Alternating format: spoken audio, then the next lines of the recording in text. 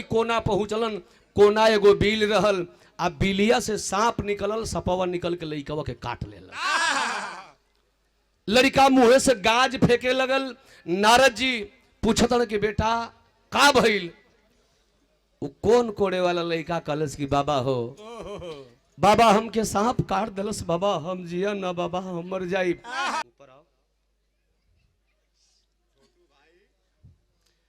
और हम चाहेंगे मरछू यादव जी से कि फूल माला वाला कुछ लाए हैं तो मंच पर रख दीजिए। कुछ ऐसे महानुभाव पहलवान और नेता है, हाँ, किन लोगों को करना पड़ेगा। ये हमारा छोटा भाई छोटू पहलवान, जो आज क्षेत्र के लिए नाम का मोहताज नहीं है, लेकिन लाइव और यूट्यूब चल रहा है। तो डब्लू भाई है, मेरा छोटा भाई है, देवा थापा से लड़के आया, अभी रहता है नेपाल में। छोटू पहलवान यूट्यूब पर सर्च करके देख लीजिएगा। हमारा और ससुर आशीर्वाद, एक भाई गायकी में है तो एक भाई पहलवान। एक बार जोरदार ताली से स्वागत करिएगा।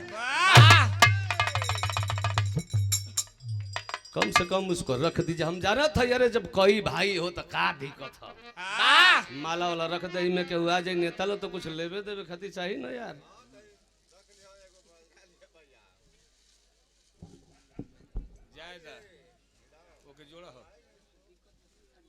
खाली टूटल टूटल है, इसको जोड़े नहीं है, यहाँ पर जोड़ा जाएगा। जोड़ लीजिए। आवल्या छोटे छोटे माला रहते ठीक हो। अशोक फोटो ले लीजिए और कम से कम सुबह फेसबुक पर स्टेटस पर लगा दीजिए। बहुत भाग्य से आया है, मिलता नहीं है जल्दी। चलो लड़ो जम के।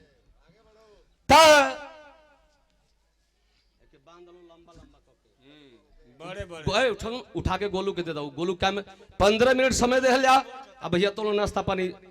रुचि क्या उसमें डूब गई हो मोबाइल में? पानी पी लो, कुछ खा लो, मेरा गांव क्षेत्र है। आई एम श्रीकांत लंठ महाराज, जानती ही हो। ठीक है, बहुत ज्यादा समय ना, बहुत कम समय। आओ भैया।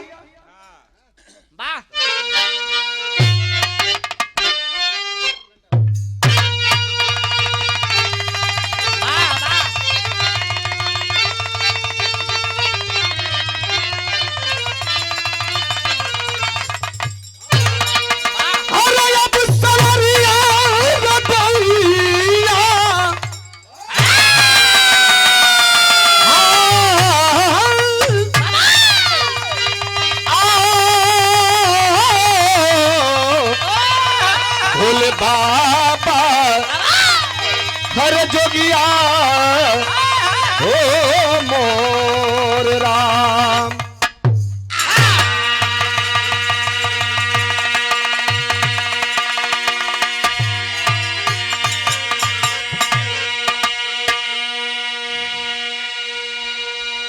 कुछ बुजुर्ग नौजवान साथी हैं जो बिरहा के बारे में भली भात जानते हैं, और ये जद्दू घराना की नगरी है। और खटिया खड़ा बा, के घरे पहुंचा। हम व्यवस्थापक महोदय लोगन से चाहब कि खटिया बिछवा दे जाओ। भैया लोग खड़ा हुआ, ठंडा का दिन बा। जब ले एक बिरहा उमज के रुचि के सुनी है लोग ना, तब ले हटी है लोग ना, कुहेरा के तनो पड़ी। जैसे कि बड़ा दूर से बोला गल बड़ू, ठीक ना? हाँ, तो निमन निमन से करे के बा। ओमे दिक्कत में कोनो कमी ना होई, ना हुई। ठीक है, ले लो। अरे तोहरा दोनों जानी बात। हाँ, डब्लू भैया का तो संगी होगा, तो जानते ही। भूमिका लगा था मास्टर। अरे तीर्थ गमन अंधा अंधी को लेकर किए, प्यास से तन हो व्याकुल तरसने लगा। ले कवंडल अगन बन भ्रमर है किए, देख पानी को हृदय तरसने लगा। मृग समझ राज दशरथ निशाना लिए, अरे आंसू की धार आंखों से बहने लगा। माता पिता का सेवा श्रवण ना किए, तब अब तक दुनिया से नाता है टूटने लगा।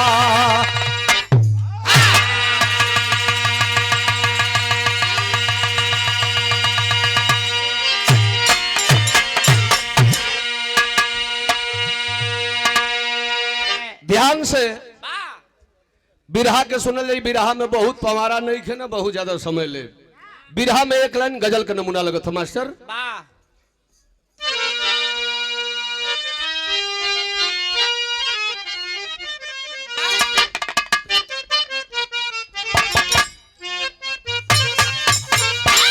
अरे ऐसा पहली, अरे ऐसा पहली बार हुआ है।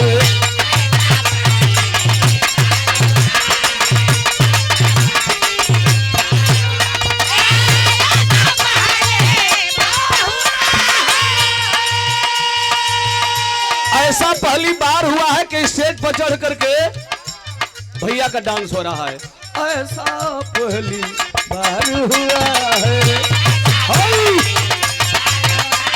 बारे तो हर कौन और पुलिया वाली हता हो। ऐसा पहली बार हुआ है।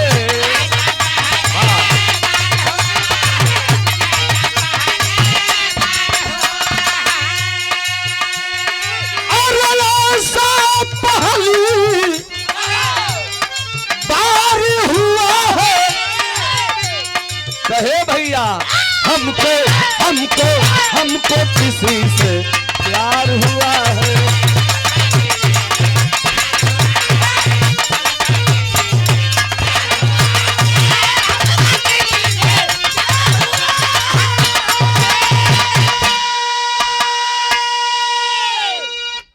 और ये 500 रुपया पुरस्कार श्री जितेंद्र यादव जी, धनईपुर प्रधान पद के भावी प्रत्याशी है।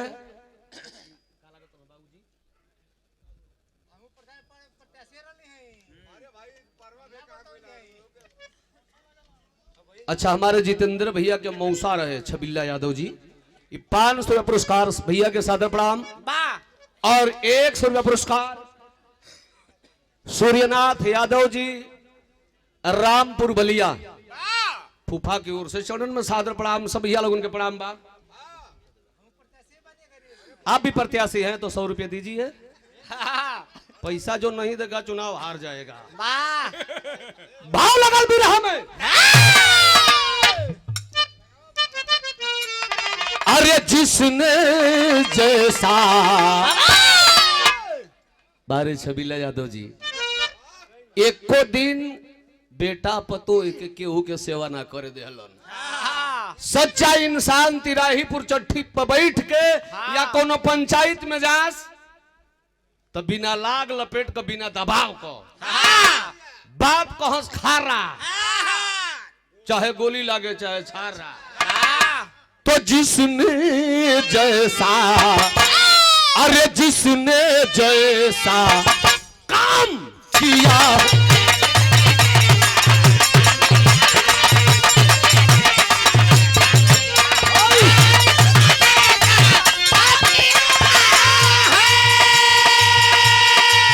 जिसने जैसा काम किया है,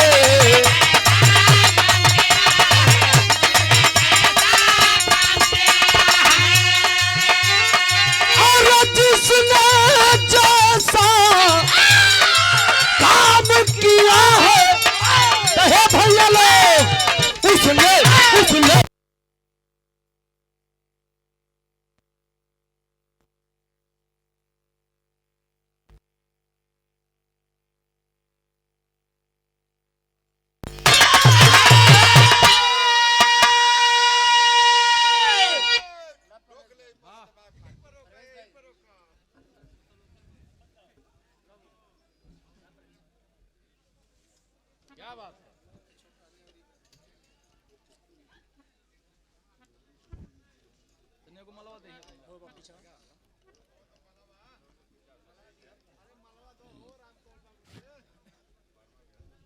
रुचि जी देखिए, यही परवेश लाल यादव है जेकर गरीब बड़ा लोग दोहरावत हो बांगुड़ बा बेलनवा। प्रवेश लाल यादव हमारा शिष्य, शुभ आशीर्वाद, खूब गावा लोग। राम को स्टार ना बनल के बहुत लोगन के स्टार बनौलन। देखिए इस समय के बारूद 6 महीना आर्मी का नौकरी करने के बाद जवान के दिल में जज्बा जगा कि रामकुल का चेला बनूंगा और आकर के विराग। हाँ, डरने भाग चला रे आर्मी से। पागल ये तोने लोगों से मजा लेता है। 3 तारीख के बबलू का और मेरा कार्यक्रम अकटही में है, आइएगा आप लोग, स्वागत है। और प्रवेश लाल से 1 जनवरी को है इनके ससुररिये में।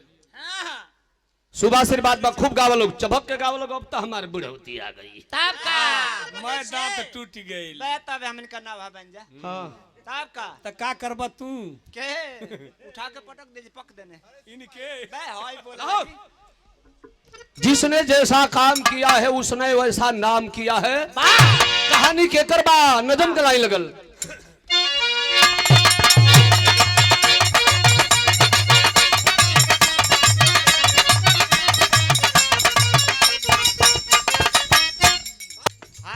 चौथे पन में माता पिता का ये सपना है, करा दो तीर्थ बेटा तू सहारा अपना है।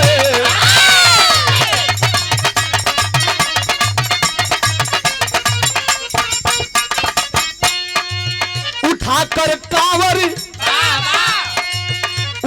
कांवर चलूं, दिल में बात ठान लिया, करूंगा इच्छा पूरा, बात को हम मान लिया है।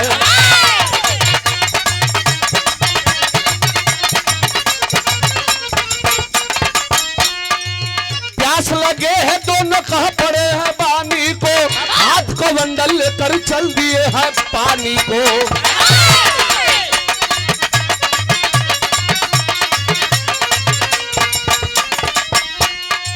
जंगल के अंदर एक तालाब पास आए हैं, मृगा समझ के दशरथ पार को चलाए हैं।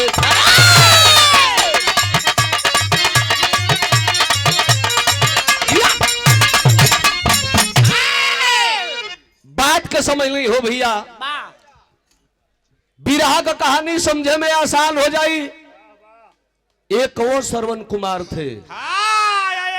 सरवन के देखा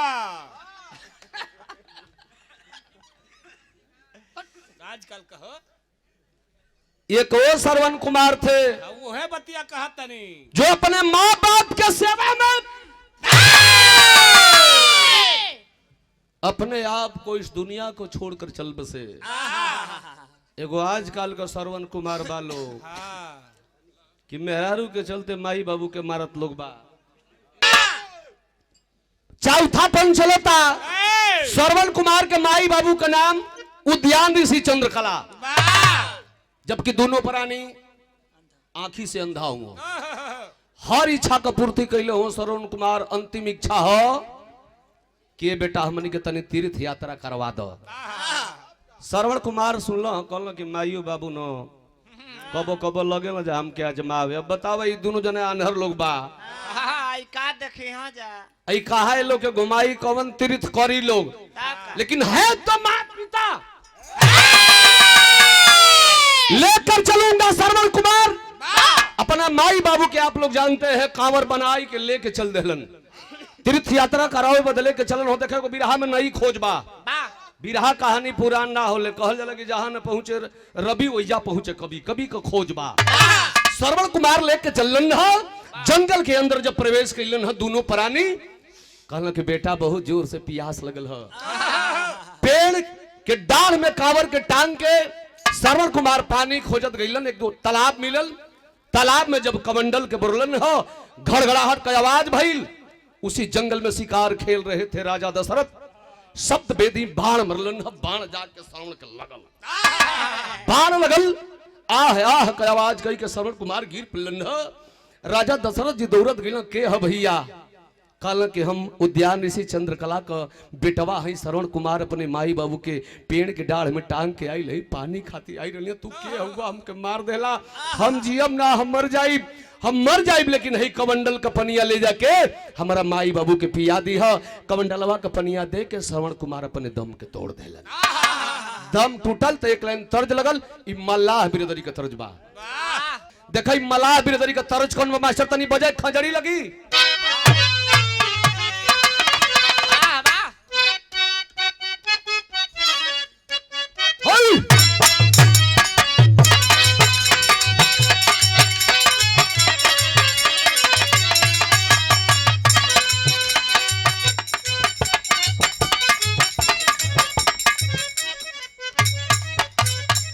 देखा जितेंद्र भैया हुए तरज बा हो उपेंद्र भाई देखा तरज बा ए पार गंगा माई हो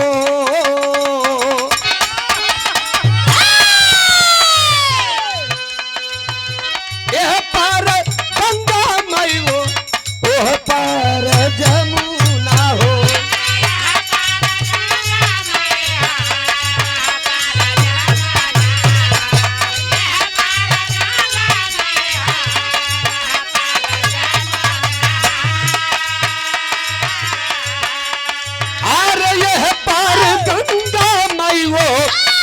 पार जमुना हो बिचवई में माला हमरे रजऊ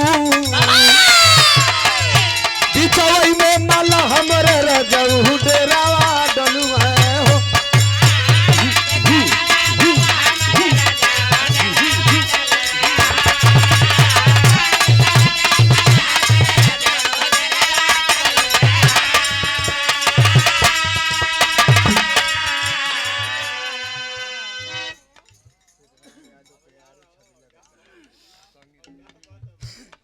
भाव लगल बिरहाव में हो बाबू राजा दशरथ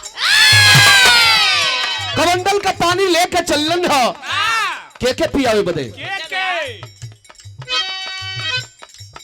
लेके चलन अंधा अंधी के पियावे आज जाई के कलन हो का कलन राजा दशरथ और पनिया पियावे चलले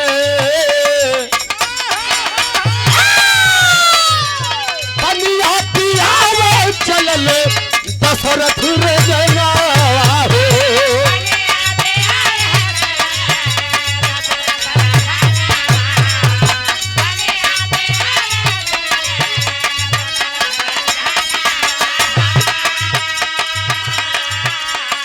अरे पनिया पियावे चलले दशरथ रह जना हो जाई के कहेलन बाबूजी जाई के कहेलन बाबूजी पनिया पीला हो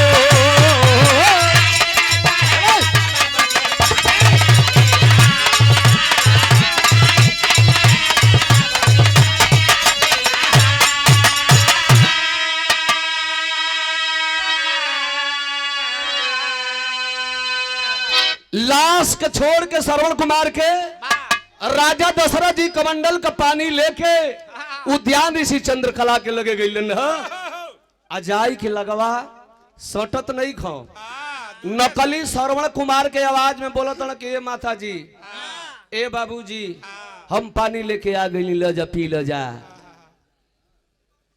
माई चंद्रकला कहली कि बेटा श्रवण अबले कहा रहा भैया थोड़ी घड़ी औरी ना आइल तो हो बाबू तो हमनी के दोनों जना यही कंवरिये में ही जंगलों में पानी बिना तड़प तड़प के मर गिलती जा लगे आओ बेटा लगे आओ आ लगे आवे के बात जब दोनों प्राणी करे लगल तो राजा दशरथ का पुछटा सर के लागल कहल कि लगे जे ही सटब ते ही दोनों जाने जे हाँ ऐसे बढ़िया बाकी गलत जो करके गलती मान ले गलती हो गई बात तो क्षमा मांगी हाथ जोड़ी के राजा दशरथ कहल के हे उद्यान ऋषि आ हे चंद्रकला बहिन हमरा से गलती हो गई बा हमके क्षमा कर दे लोग हम तोहरी बेटवा के अनजाने में मार देली भला केहू की बेटा के मुआ के आवा कह कि लो गंगा जल शुद्ध पानी है पी लो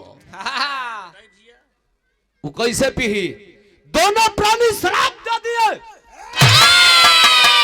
अरे पापी, हाँ। जो तू पानी लेके कमंडल में आया है वो पाप का पानी है, और उस पाप की पानी को हम कदाप पी नहीं सकते हैं, और तेरे हाथ से पाप हुआ है और तुझे क्षमा भी नहीं करेंगे, और अपने बेटा के वियोग में हम दोनों प्राणी तड़प तड़प के इस जंगल में मरेंगे। उद्यान ऋषि चंद्रकला दोनों पति पत्नी वही जंगल में अपने बेटा श्रवण के खातिर जान दे देलन। राजा दशरथ जी कमंडल का पानी लेके झंखतन की का करी, बिरहा में टेरी का भाव लग गई।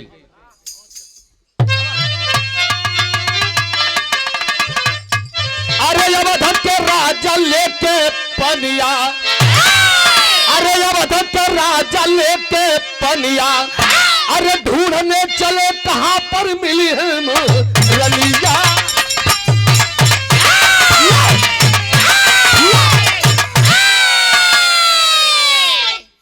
का खोरी कमंडल का पानी लेके झंखो तड़ो, आ तब यहाँ लइकन वाली एगो तरज लग गई।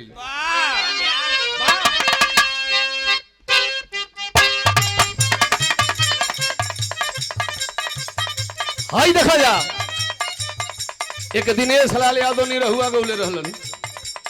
कैसा मास्टर? अरे का छटकेलू एहे गोरुची मनो,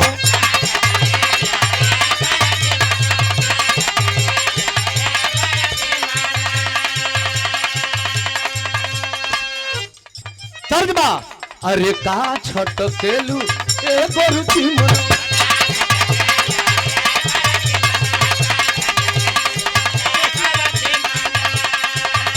अरे चढ़ल पानी देवन झार देबे,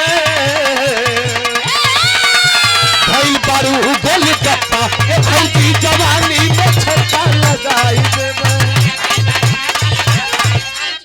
राजा दशरथ कमंडल का पानी लेके आ जाते रहे, दुनिया का भ्रमण करत हले कि हमार बहिन बहनोई पाप का पानी बता के आ मर गइलन। आखिर पनिया कहाँ गिराई लेके पानी जाता ने डहरिया में मुलाकात हो गई कैसे? अरे बीच रहिया में नारद मिलले,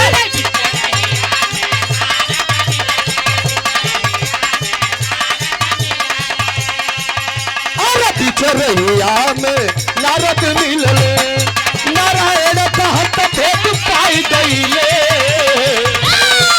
ये बारो हरी पतला ये राजाई बतिया सुनत बराई गईले।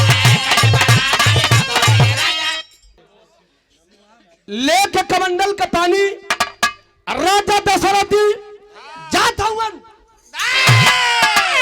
तब बीच रहिया में नारद मिलले,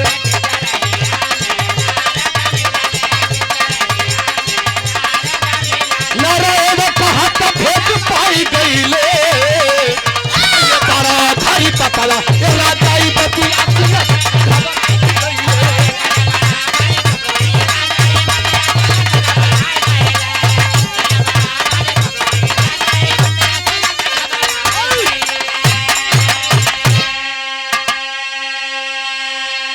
नारद जी जकर चिरुकिया कौन सी का काम करे? जियो का, जियो का टावर है, हाँ। जियो से भी अधिक काम करे। हाँ। नारद जी जान गए कि दशरथ परेशान बनो डहरिया में घेरला हकाए राजन। हाँ। ये कहा कमंडल का पानी लेके खोजत कहला कि बाबा रुआ त अंतर्यामी है, हमरा हाथ से पाप हो गई बा, हम पापी धरती खोजत हई, जहाँ पापी धरती मिली हो जा जल गिरा दे। नारद जी कल हमू चली, चला कहला कि अरे महाराज तू चली चल तो गच दे पापी जगह ही मिली जाई। दोनों लोग एक साथे चलन है, आ जब चलन है तो भइल का आगे मैटर बढ़ गई।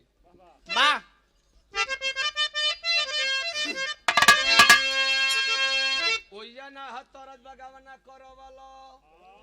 अच्छा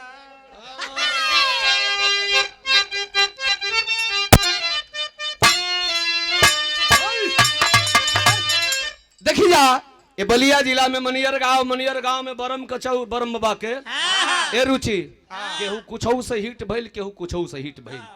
राम कल जब बिरहा अब तुम्हारी उम्र 28 बरिस त ना होत होई ना अभी नहीं बहुत 16 से 17 में 18 हुई हाँ 17 18 में अब 10 बरिस अंतर बा अब तू पेट में रहल बड़ो सो 10 बरिस पहले से बिरहा गावती हम वाह तो ओ घड़ी पहले बिरहा जगत में धुन के मंगौली बलिया जिला में मनियर गांव में हुड़का का नाच बरम जी के होला हुड़का वाला जब ठोके ना सत स्वर निकलेला पम पम पम गोल निकनिक बा कहीं बैठ तनी हमरा कहीं बैठ तनी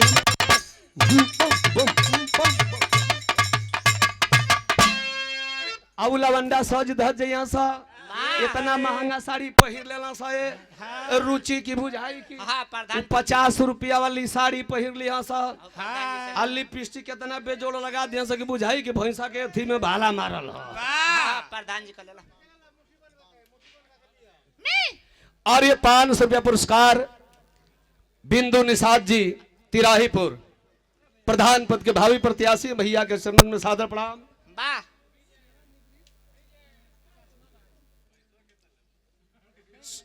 सेवानिवृत्त कासमाबाद बैंक मैनेजर चंद्रमा यादव जी 500 रुपया पुरस्कार चरणन में सादर प्रणाम तो ओमे का उ करिएवा लवंडा डब्बू भैया को छटक के गीत गाई हाय बारे करिया अरे तगवना अरे करवला पियावा घरे बुइठावला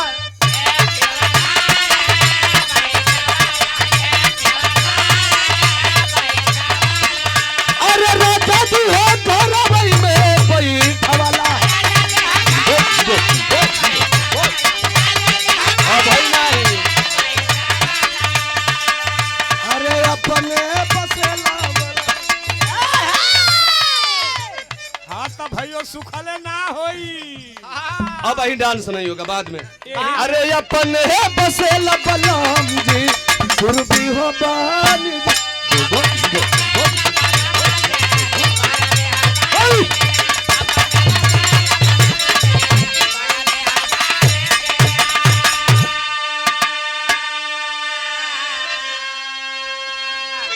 काहे से वहु जा तोहार प्रचार हो जाई कि भाई बलिया आ गाजीपुर के सरहद पर मिठाई मिलल रहल वाह बहुत प्रणाम में भैया के भाव लगल बिरहा में लेकिन एगो जगह के मुंह पाके 10 बजे ध्यान बिरहा पर है अरे 10 बजे अरे दिनवा के देखले घटल एक घटना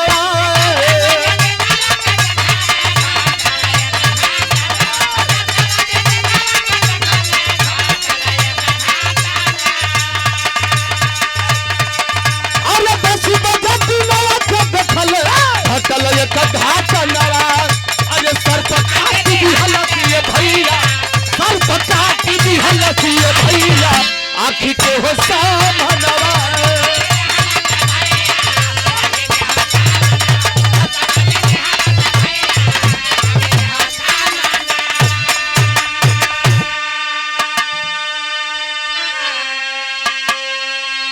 पूरे दुनिया का भ्रमण करत करत नारद जी दशरथ जी वो कमंडल के पानी के लेकर चललन देखाऊ पनिया कोना नाम से जानल के बिरहा गौला का मेन मतलब ई बा काका भैया पानी लेके पहुंचलन धीरे धीरे वही लुधियाना पंजाब के धरती के ओर आज जब पहुंचलन ह तब देखला कि एगो पुरान आदमी बैलन के नाद के है श्री राम काका नहीं हो हाँ एगो हमर काका हो श्री राम यादव हाय का बनाई जे इनका ट्रैक्टर खाली एक मड़ा खेत में चलेला सा वाह वो एगो हर वाला ऐसा ही बैलन के नाद के एगो बुढ़ऊ हर जोत तड़न आ वही खेत में उनकर जवान बेटा कुदार लेके कौन कोड़ता नारद जी दशरथ जी कमंडल का पानी लेले पहुंचलन ह आ जैसे वही कोना पहुंचलन कोना एगो बिल रहल आ बिलिया से सांप निकलल सपवा निकल के लइकवा के काट लेला लड़का मुंह से गाज फेंके लगल नारद जी पूछतन कि बेटा का भइल वो कौन कोड़े वाला लड़का कलश की बाबा हो बाबा हमके सांप काट दलस बाबा हम जिया ना बाबा हम मर जाई कल रुको रुको रुको रुको तुम्हारे पिता को अभी बुला रहे हैं उत्तर वाला कोनावरी से फड़हिया खेत जोतो ताणो कल की बोलावत है अबे लइकावा कलस की बाबा हमार जान बची ना हम मर जाई आ तबले नारद जी दशरथ जी के सामने वो लइका का दम टूट गई आ दम टूटल तई नारद जी जाई कि हर हवा से गो बात कलन बैलन के अगवा खड़ा हो गिलन हे भैया अरे बैलन के रोका हो भैया। नारद जी कहलन का 2 लाइन विदेशिया हो कि तो हरी लला नवा के ये भैया काटी दी हलस सापवा हो अरे मानी ले बाबा तू हमार हई खोली दे बहरावा भैया है बैलन के खोल दो तोहरा जिंदगी का लाठी टूट गई हरवा हवा कागज के बाबा हऊ काल पागल के ना बुझाइल के बिना समय का काट के हमारा लड़का के मुआ दिलस जैसे छबीला का कम मरल हो ते में लड़का पर तो ही परिवार का दोस्त थोड़े रहल हो जितने दिन खातिर लोग आइल बा उतने दिन रही काल बली अहन लेके जइहन आखिर बिना समय का काल हमारे बेटा के काट दिलस तो हम हार खोल दई है बाबा काल जबरू के नाई काल जबरू के नाई तो हम कैसे रोकी हरवाओ अरे हरता पे खोला बुझाबा होई तू पहरवा हम हर खोलो लेकिन सूरज भगवान हमारी कपार पे आ जाई तो ओहू को समय बहरो खोले का नारद जी कहलन दशरथ से कि दशरथ एगो पापी मिलल एडमिशन कराए का एक लिस्ट में नाम लिखा एगो पापी मिलल एक लड़का मर गई जवानी में आई हर ज्योति नाम लिखा गई नारद जी दशरथ जी अब दोनों लोग वो हवा से करी गांव की ओर चल दल हमारे बिरहा का आखिरी तरज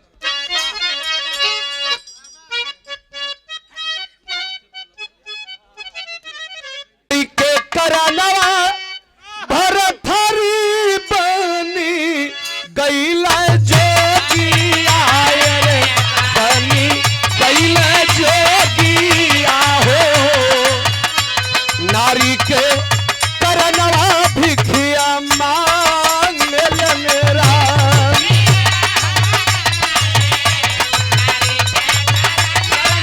भिखिया मांग ले मेरा राम रे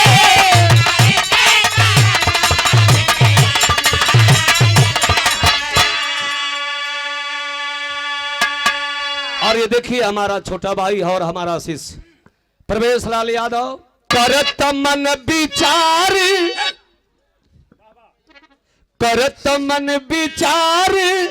चलल नार दाबा भानावाय रे।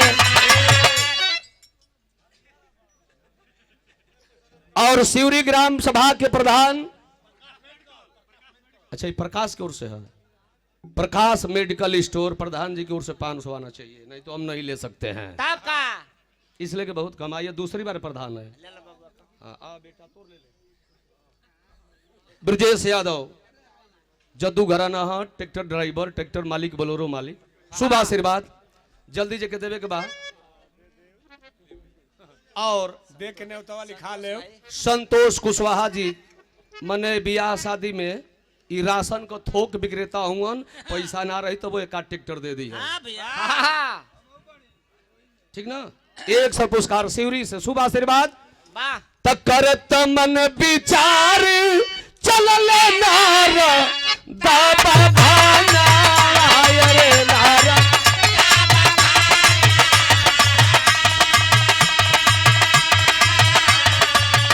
अरे दशरथ से कहे मन विचार मेरा किया हो राम रे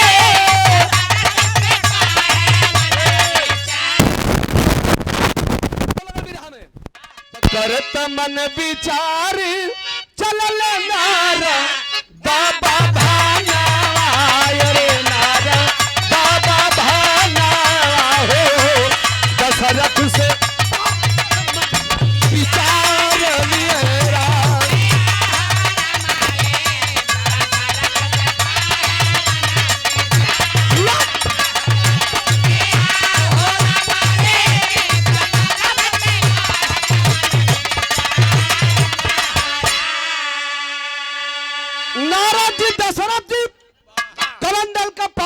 के जैसे ही जुगनू मुबारकपुर गांव बा यही गांव के ओर ऐसने गांव के ओर वही हरवा हवा के गांव की ओर जब चलल ना बिरहा सुने वाला भैया लोग बढ़ जा लो जगह है बढ़ जा लो हाला मत कर लो ए किताई भैया शांति त गांव की ओर जब बढ़लन ह डब्बू भैया त का देखलन का भैया कि घूमता घुमाता गैले गांव के दारा में नावाय रे गांव के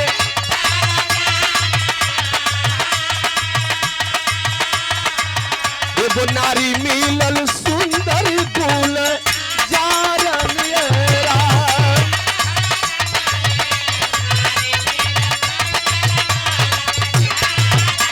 किया हो रामा रे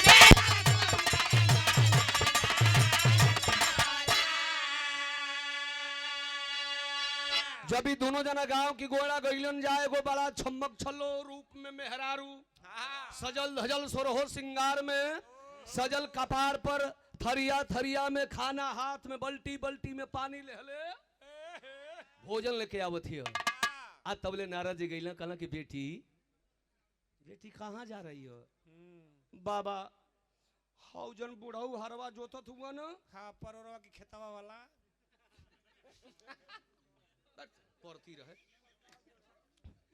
और बुढ़ऊ जौन खेतवा जोतत हुआ हमार ससुर जी हुआ आ वही खेतवा में हमार सवांग गइल बड़ो कौन कोड़े नारद जी कहला कि बेटी तोर बुढ़ऊ तो ठीक ठाक हुआ लेकिन जेवन तोर अदमिया बा हमारे मर्दा ओके सांप काट दलस रे बेटी सांप काट देहलस तोर सिंदूर धोआए गई रे बेटी तोर मांग का सिंदूर धोआए गई बाबा मर गइलो नाराज जी कहला कि हाँ बेटी मर गिलन ए बाबा मर गिलन तो इतना खाना ले ले आई ई क्या खियाई हो बाबा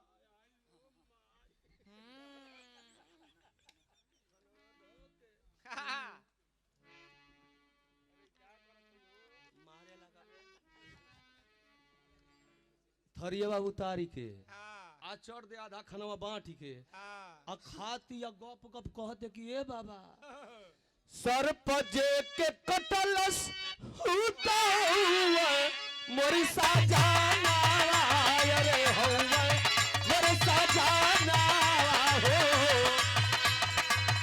अब खाना जाइब उनकर हम खायन मेरा किया रामा रे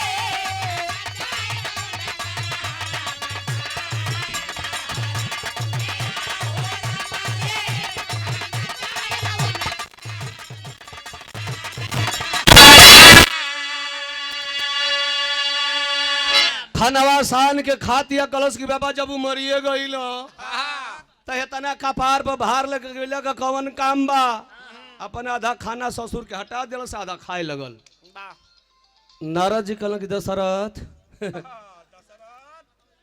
एक जौन लड़का का बाप रहल तो ओकर लड़का मर गइल बुढ़ौती में लाठी टूट गइल तो हर जोतता आ एकर मंगिए धोआई गई तो गप गप कावरा घिंचत हियो एगो काम कर कि अब घुमाला का काम नहीं खे जब ही खा के चलतिया यही का संग पकड़ो खाना वाना खा के अपना बुढ़ऊ के भोजन लेके आ जब वही खेत में लेके गईल पीछे से नारद जी दशरथ जी दोनों लोग चललन हो नारद दशरथ के समझावत गई आल्हा लग गई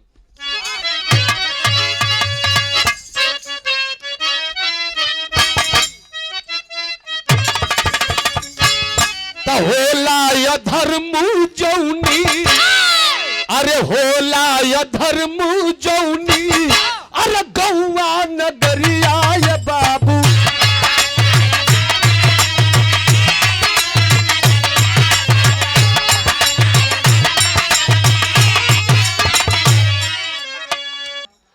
तो होला या धर्म जौनी अरे होला या धर्म जौनी अरे गौआ नगरिया बाबू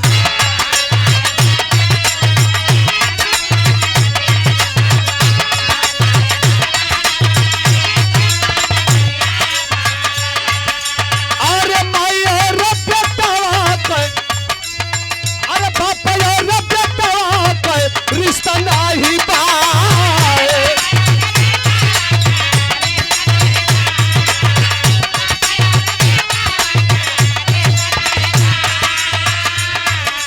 अरे मरल जे कर पति नहीं खे कोनो फिक्रिया हो के उमेश।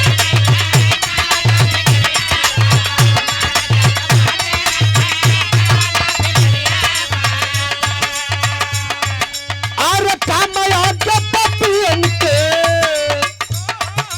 अरे नहीं छपा रवा हूँ तो अनवा कहीं खाए।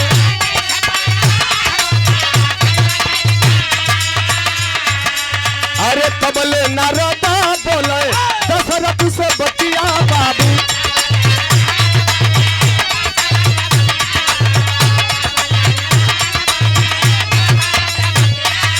अरे तेरा जन लगावा देवा पनिया के गिरा।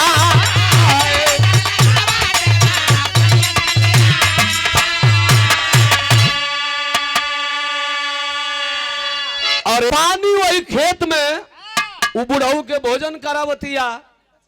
आई नारद जी के कहला पर दशरथ जी कमंडल का पानी जौन पनिया श्रवण कुमार के हाथ में रहल, जौन मुआला के बाद उ पनिया राजा दशरथ जी लेके आई रहलन। उ पानी वही की खेत में वही बीचों बीच में उ पाप का पानी गिरावल गई। पानी गिर गई। धीरे धीरे द्वापर युग का समय जब आइल है तो लगल महाभारत का लड़ाई। अब महाभारत का लड़ाई जब लगल, जहां पनिया गिरल रहल वह पाप का पानी था।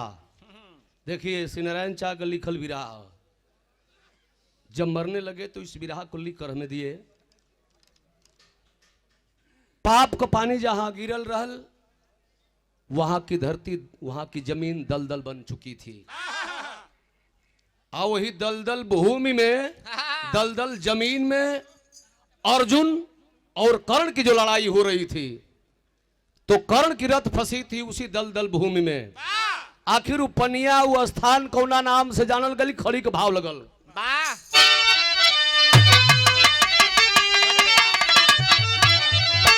अरे तब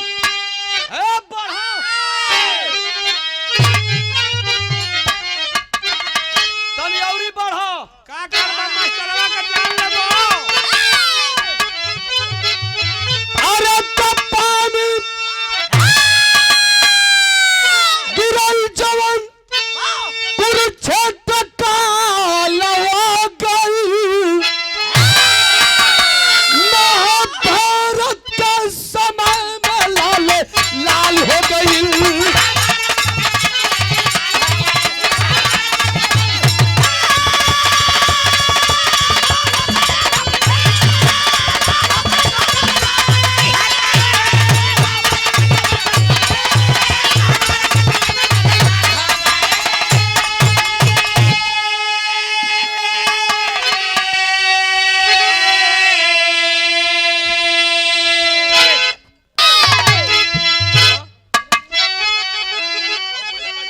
कि सारथी बन के कृष्ण अतहिया हाकत रहल रथिया। आये कमंडल पानी वाली बनत रहल पतिया।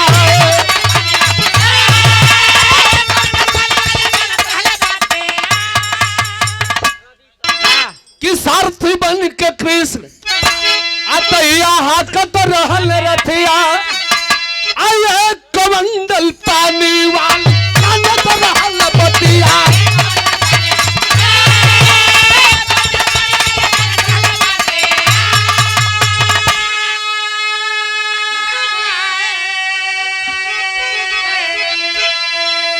हम उधर से सुनवाएंगे, अब हमारा नंबर खत्म। कि सारथी बन के कृष्ण तहिया हाकत रहल रथिया।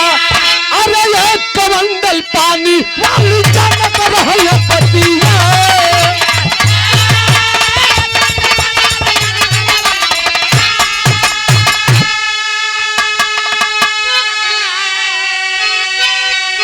अरे कर्ण फंसा दलदल में कृष्ण के चाल हो गई। महाभारत के समय में लाल लाल हो।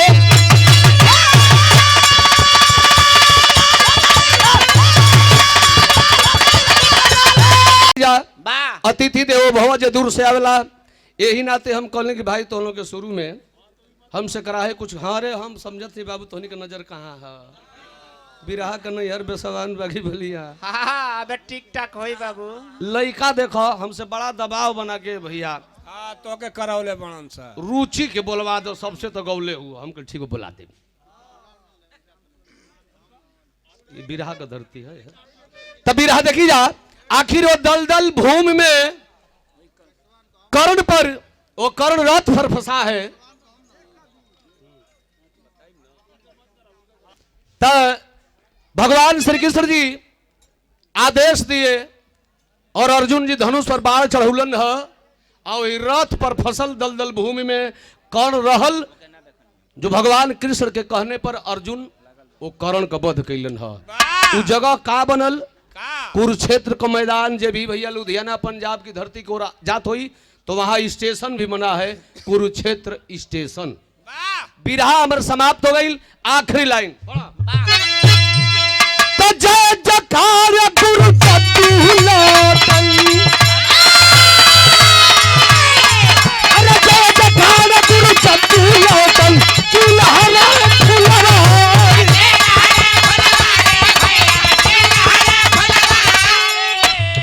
श्री नारायण गंगा सागर नंदलाल पुरकारी, अवध के राजा लेके पलिया, यादव राम कल पर दया कर भलिया।